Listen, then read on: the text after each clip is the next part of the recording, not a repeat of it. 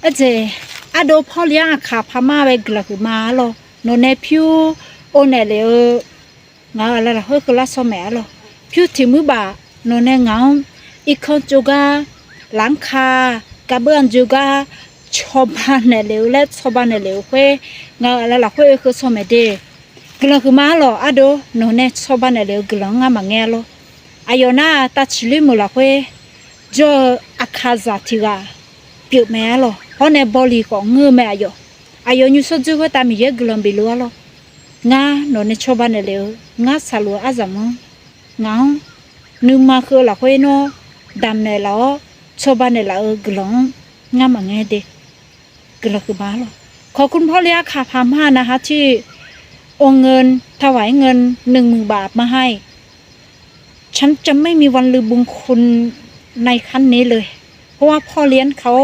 เป็นคนช่วยไว้ในสถานการณ์ที่ฉันยากลำบากที่สุดฉันจะไม่มีวันลืมบุญคุณเลยนะคะเงิน10,000 บาทมันไม่ใช่น้อย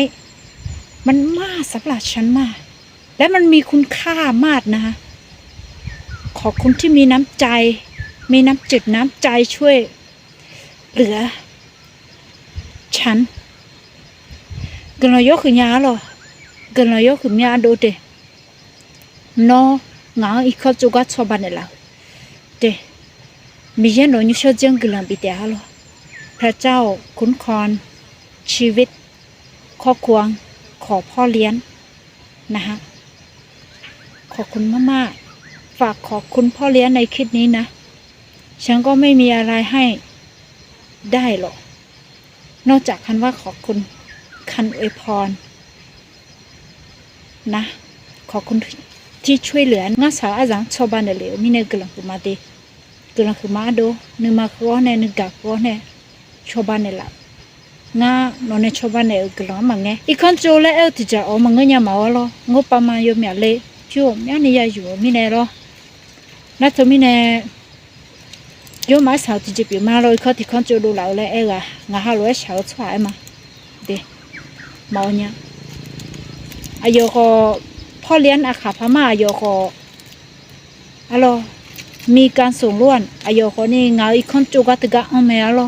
อายเนี่ยชอบเอาจีนี่loงาอีกคนตกะอันเมียอายก็เป็นผู้มีพระคุณเป็นผู้มีส่งล้วนในการสร้างบ้านหลังนี้นะคะขอบคุณจริงๆขอบคุณมากถือมือฉันแล้วนะที่พ่อเลี้ยงโอนเงินมาให้10,000 บาทเนี่ยมันไม่ใช่น้อยเลยอัพยก็ที่จะเปลี่ยนเมียเดียวงาสิหลักเว้ยอายุในชาวบ้านเนี่ยเราพิจถึงเมื่อแต่มังงะเดเธอแต่มังงะอายุก็เมียปุ๊บชาวบ้านเนี่ยละเดงาเดี๋ยวสิหลักเว้ยรอผมเมียปุ๊บชาวบ้านเนี่ยละพ่อเลี้ยงเหรอเฮ้ยมินเฮกลองจอกเนี่ยอะดูบอลเลี้ยงไป